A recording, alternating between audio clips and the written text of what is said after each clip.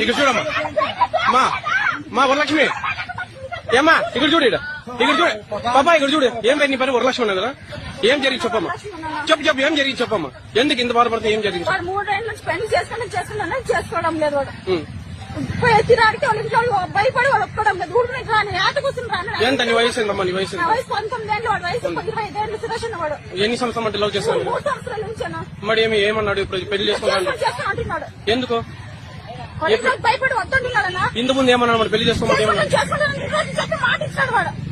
మరి ఇంత ముందు చేసుకుని 3 ఏళ్ళు నువ్వు పెళ్లి చేసుకోమని అడగలేదా నువ్వు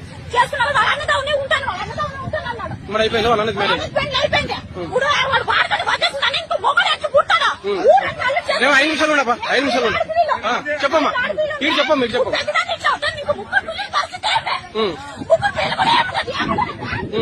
చెప్పు